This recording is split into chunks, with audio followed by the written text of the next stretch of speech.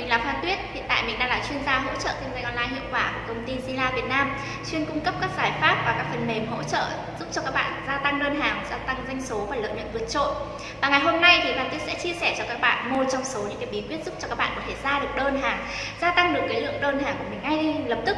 Bởi vì cái phương pháp này Tuyết đã áp dụng và rất là thành công, nên là ngày hôm nay Tuyết đúc kết lại và chia sẻ lại cái kinh nghiệm của chính bản thân mình cho các bạn, để cho các bạn có thể là áp dụng và các bạn gia tăng được cái lượng đơn hàng của mình. Để áp dụng cái phương pháp này thì chúng ta thứ nhất là cần có một danh sách những người gọi là khách hàng tiềm năng. Họ có thể bao gồm là những cái mối quan hệ thân quen trong gia đình, họ hàng, cô dì chú bác này, có thể là những cái bạn bè, bạn học cũ, bạn cấp 1, cấp 2, cấp 3, hay là đồng nghiệp, cơ quan, hoặc là những cái người mà chúng ta từng thân thiết hoặc là chúng ta đã từng giúp đỡ họ. Các bạn hãy nốt lại những cái danh sách, và các bạn lưu ý ở một điểm là những cái danh sách khách hàng tiềm năng này nó sẽ phù hợp với những cái sản phẩm mà chúng ta kinh doanh. Có nhiều bạn thì kinh doanh những cái dòng sản phẩm mà đa số tất cả mọi người ai cũng dùng được thì không nói làm gì, nhưng mà có một số bạn thì kinh doanh những cái dòng sản phẩm gọi là những cái dòng sản phẩm có nỗi đau. Ví dụ như là người ta bị một cái vấn đề gì đấy thì người ta mới cần sử dụng cái dòng sản phẩm đấy. Giả sử như là cái sản phẩm trị mụn chẳng hạn, thì cái trị mụn thì chỉ có những người mà người ta đang bị mụn, người ta đang muốn chữa trị thì người ta mới sử dụng thôi, đúng không ạ? Hay là những cái sản phẩm như là tăng cân, giảm cân, trị dạ dày này, thoái hóa xương khớp này, thì chỉ những cái người mà người ta đang bị những cái vấn đề đấy thì người ta mới có thể sử dụng được cái sản phẩm đấy của bạn, đúng không ạ? Đấy, hoặc là những cái người mà người ta muốn chữa trị cho người thân của họ thì họ mới mua cái dòng sản phẩm đấy. Thì các bạn nốt những cái danh sách, những cái mối quan hệ của các bạn lại, và các bạn thấy rằng là họ có gia đình, bạn bè, người thân cần sử dụng sản phẩm không này. Đấy, và bản thân của những cái người khách hàng của các bạn đấy, bạn bè của các bạn đấy, thì họ có nhu cầu sử dụng sản phẩm không. Ví dụ như là các bạn biết là cái chị A này với lại cái anh B này rất là gầy thì sẽ phù hợp với cái sản phẩm tăng cân của mình này. Rồi cái đứa bạn C này nó vừa mới sinh con xong thì nó sẽ phù hợp với cái sản phẩm giảm cân, bởi vì trông dạo này nó rất là xồ xề, hình như là nó tăng rất là nhiều cân đấy. Hay là cái anh C này, anh D này, anh ấy bị mụn rất là lâu rồi mà chả thấy anh ấy chữa gì cả, lúc nào mặt cũng nhiều mụn như thế, thì các bạn sẽ thấy là anh này anh phù hợp với cái sản phẩm trị mụn của mình. Đấy, tức là chúng ta sẽ để tìm những cái người khách hàng tiềm năng mà phù hợp với cái dòng sản phẩm chúng ta đang kinh doanh để cho chúng ta lên danh sách. Sau đó thì cái bước tiếp theo là chúng ta sẽ ghi lại cái danh sách đấy, và chúng ta sẽ tìm lại những cái liên lạc, ví dụ như là số điện thoại này, Messenger này, hay là Facebook, Zalo của họ như thế nào, chúng ta sẽ liên hệ lại với họ. Và mọi người lưu ý là thực hiện cái phương pháp này thì chúng ta có thể là nhắn tin này hoặc là gọi điện. Nếu như mà các bạn gọi điện được trực tiếp thì nó sẽ hay hơn rất là nhiều, bởi vì là khi mà gọi điện thì chúng ta nghe được giọng nói của nhau thì sẽ đẩy được cái cảm xúc của họ lên cao và sẽ lấy được cái sự tin tưởng của họ. Đấy, và hơn nữa thì khi mà chúng ta gọi điện trực tiếp như vậy thì họ sẽ rất là khó từ chối chúng ta. Khi mà chúng ta nhắn tin thì có thể là họ kêu bận rồi, họ lấy lý do này kia, họ không nói chuyện với chúng ta nữa, đúng không ạ? Thì cái cuộc nói chuyện đấy nó sẽ bị gián đoạn và nó sẽ không mang lại cái hiệu quả cao. Đấy, thì mọi người nên gọi điện nhé, có thể mọi người gọi thoại hoặc là mọi người gọi trực tiếp qua sim đều ok nhé. Và cái lưu ý thứ hai Tuyết dành cho các bạn khi mà các bạn áp dụng cái phương pháp là chia sẻ giải pháp này thì các bạn đã là người trải nghiệm sản phẩm. Bởi vì khi mà chúng ta muốn chia sẻ cái giải pháp cho người khác thì tất nhiên là chúng ta phải có cái sự trải nghiệm của bản thân mình, chúng ta phải am hiểu rõ về cái sản phẩm của chúng ta muốn chia sẻ tới họ. Cái sản phẩm đấy được chiết xuất từ cái gì này, cái thành phần bao gồm cái gì này, rồi sử dụng như thế nào này, trong quá trình sử dụng thì có những cái lưu ý gì đặc biệt hay không này, rồi cái hình dạng, kích thước, màu sắc của nó như thế nào là các bạn phải nắm rõ như trong lòng bàn tay của chúng ta, để khi mà chúng ta tư vấn cho họ, chúng ta chia sẻ cho họ thì họ mới có cảm giác là họ tin tưởng và chia sẻ cái lời chia sẻ nó mới chân thực nhất được nhé các bạn nhé. Thì cái gì chân thực thì nó cũng sẽ dễ chạm được đến trái tim của người khác, đúng không ạ? Thế thì khi mà các bạn đã có cái cảm nhận tốt về sản phẩm rồi, có trải nghiệm tốt về sản phẩm rồi thì các bạn mới tự tin chia sẻ cái sản phẩm đó cho họ, đúng không? Còn nếu như mà các bạn đang kinh doanh một cái dòng sản phẩm mà các bạn thật sự là không biết là nó có hiệu quả hay không thì Tuyết khuyên rằng là các bạn không nên kinh doanh cái sản phẩm đấy nữa, mà các bạn nên chọn lựa cho mình một cái dòng sản phẩm uy tín và chất lượng thì nó mới giúp cho các bạn phát triển bền vững được. Và hơn nữa thì các bạn chia sẻ cho bạn bè, người thân các bạn tự tin và họ sử dụng có hiệu quả thì cái thương hiệu của bạn mới vang xa được, thì rõ ràng là các bạn mới có thể tiến xa được hơn trong cái con đường kinh doanh online mà các bạn đã chọn, đúng không ạ? Đấy, thì khi mà các bạn đã trải nghiệm tốt rồi thì các bạn sẽ hâm nóng lại mối quan hệ một chút, cũng hỏi thăm về cá nhân họ, về gia đình họ, về con cái họ. Sau đó thì chúng ta mới tiến hành chúng ta chia sẻ. Giả sử như là Tuyết đang nói chuyện với một người bạn tên là Loan, và ngày trước có bị mụn rất là nhiều và bạn này không có chữa trị gì cả, hoặc là bạn ấy dùng rất là nhiều nhưng mà vẫn thấy bạn ấy bị mụn rất là nhiều chẳng hạn, thì Tuyết có thể hỏi thăm. Sau đó thì Tuyết sẽ hỏi đến cái vấn đề mà bạn ấy đã và đang gặp phải, là Loan à, thế dạo này còn nhiều mụn như ngày trước không? Đã chữa được mụn chưa? Thì người ta sẽ chia sẻ thật lòng, ví dụ như là chưa mẹ, ngày trước tao dùng cái này cái kia nhưng mà nó chỉ đỡ được một tí thôi, xong rồi nó lại bị lại, bây giờ mặt vẫn kinh lắm. Hay là tao dùng cái này cái kia mà mãi không khỏi mẹ. Thế thì mình sẽ chia sẻ với họ trên cái phương diện là mình đã sử dụng sản phẩm. Thế à, thế thì mày có thực sự muốn hết mụn không? Tao chia sẻ cho cái này hay lắm, tuyệt vời lắm. Ngày trước ấy tao vừa mới sinh con xong ấy thì tao cũng bị lên mụn nhiều lắm, cái nội tiết nó thay đổi mà mụn chi chít chẳng chịt luôn. Thế nhưng mà tao dùng cái này bây giờ mặt nhẵn rồi, mặt đẹp lắm rồi. Chúng ta có hình ảnh của chúng ta trước và sau khi sử dụng đối với những cái sản phẩm ví dụ như trị mụn hay là tăng giảm cân càng tốt nhé, thì chúng ta có thể gửi hình cho họ. Đây này, mày nhìn này, kinh chưa? Cái mặt của tao lúc vừa mới sinh xong ấy, mụn chi chít này, nhìn kinh chưa?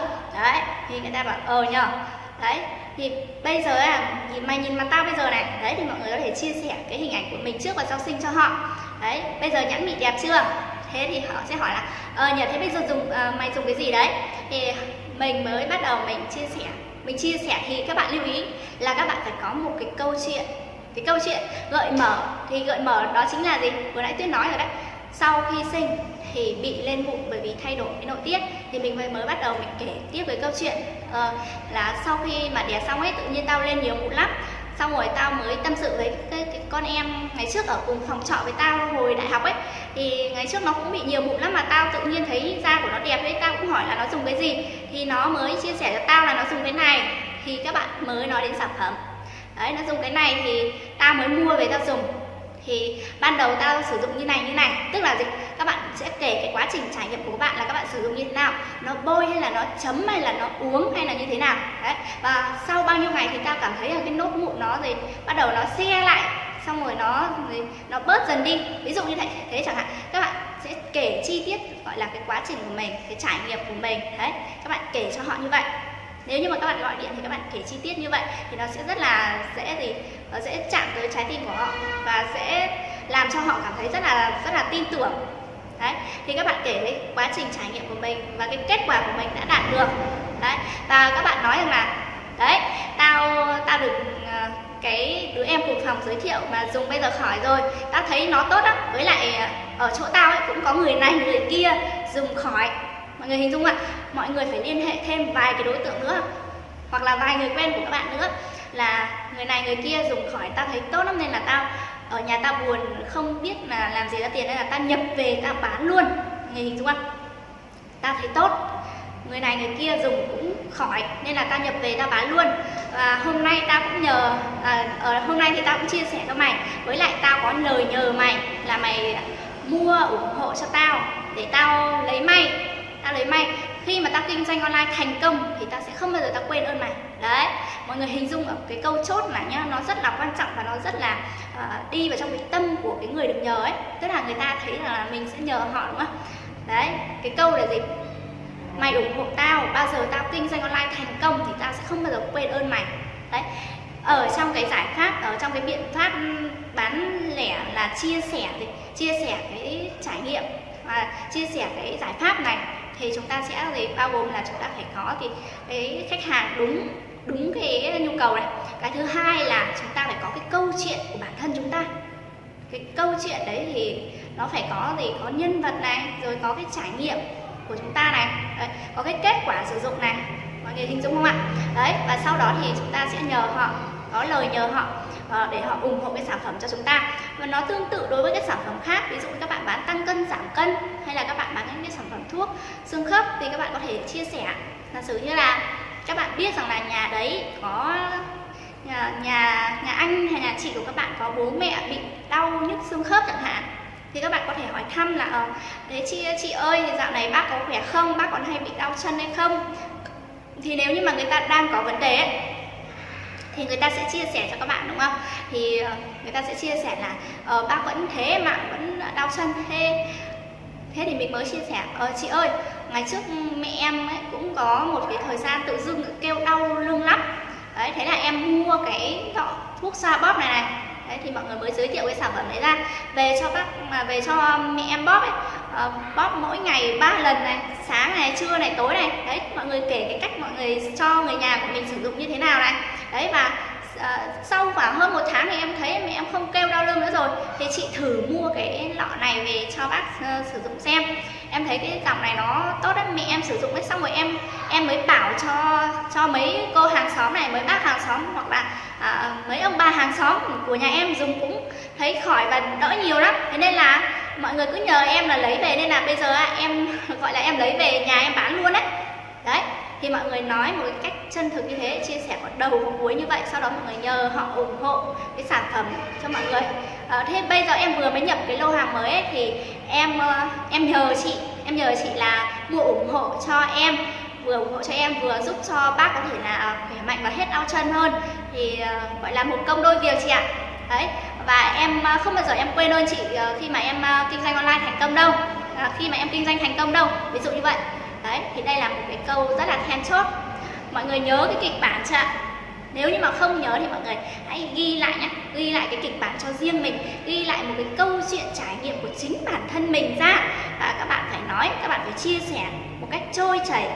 Đấy, nói chung là các bạn phải chia sẻ một cách trôi chảy và chân thực nhất thì các bạn sẽ có được những cái đơn hàng. Và cái phương pháp này thì Tuyết đã áp dụng và rất là thành công trong cái việc mà kinh doanh online, và đây là một trong những cái số cái phương pháp mà đầu tiên mà Tuyết áp dụng để có được những cái đơn hàng rất là hiệu quả, và mong rằng mọi người khi mà nghe Tuyết chia sẻ cái phương pháp này thì mọi người sẽ áp dụng rất là thành công nhé.